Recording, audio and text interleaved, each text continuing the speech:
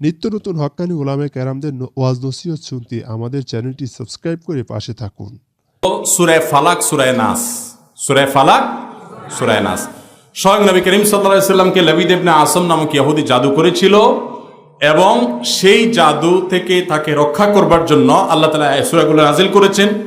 এগুলো পড়ে জাদুগ্রস্ত ব্যক্তিকে ফু দিলে জাদুর যে জিনিসটা সেটাকে উঠিয়ে যদি ধ্বংস করা হয়, সাধারণত জাদুগ্রস্ত রোগী, ব্ল্যাক ম্যাজিকের রোগী ভালো হয়। এছাড়া এ বিষয়ে যারা এক্সপার্ট আছেন, যারা রুকিয়া করেন, আমি রুকিয়া করি না, আমি রাখি না, অনেক মানুষ অফিসে রুকিয়ার জন্য আসে আমাদের কাছে, আমরা রুকিয়া করি না এবং এটা আমার সাবজেক্টও না। যারা রুকিয়া করেন, ঝাড়ফুঁক করেন, কোরআন হাদিসের আলোকে মানুষকে ট্রিটমেন্ট দেন, আপনারা সে সমস্ত আমাদের কাছে যাবেন। তবে জিনের সাহায্য নেওয়া, ইস্তেআনা বিল জিন যেটাকে বলা হয়, জিন চালান দেওয়া, জিন রে দিয়ে বিভিন্ন কাজ করানো, এটা বেশিরভাগ উলামায়ে কেরামের মধ্যে জায়েজ নাই। এটার জায়েজের একটা সীমা আছে, কিন্তু বেশিরভাগ ক্ষেত্রেই আমাদের দেশে কবিরাজরা সেই পরিসীমাগুলো লঙ্ঘন করে চলে যায়।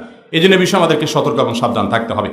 জোহর, মাগরিব এবং এশার নামাজের পর আলাদা 2 রাকাত নফল নামাজ পড়ে প্রতিদিন মৃত আব্বা মা, নানা নানি, দাদা দাদি ও অন্যান্যদের জন্য দোয়া করা যাবে কিনা? আপনি প্রতিদিন একটা নির্দিষ্ট সময় 2 রাকাত করে নফল নামাজ পড়েন, এটাকে আপনি সুন্নাহ মনে করে করতেছেন না, আপনি নিজের জন্য একটা রুটিন বানিয়ে নিয়েছেন, এটা জায়েজ। রুটিন বানিয়ে নিয়েছেন যে আমি প্রতিদিন এই টাইমে 2 রাকাত নামাজ পড়ব। কিন্তু যদি আপনি এটা প্রসার করে এটাকে সুন্নাহর রূপ দেন, তখন সেটা বেদাতে পরিগণিত হতে পারে। আপনি নিজের জন্য, কেউ ঠিক করেছে যে প্রতিদিন তিনি 10 টাকা করে একটা বাক্সে রেখে এরপর টাকাটা দান করবেন, জায়েজ আছে। কিন্তু এটাকে যদি তুমি সুন্নত বলেন, এটাকে যদি আপনি প্রতিষ্ঠিত করেন, এটাকে যদি আপনি এমনভাবে প্রতিষ্ঠিত করেন যে এটাকে মানুষ ইসলাম মনে করা শুরু করে, কোরআন হাদিসের নির্দেশ মনে করা শুরু করে, তাহলে সেটা নিষিদ্ধের পর্যায়ে পড়বে।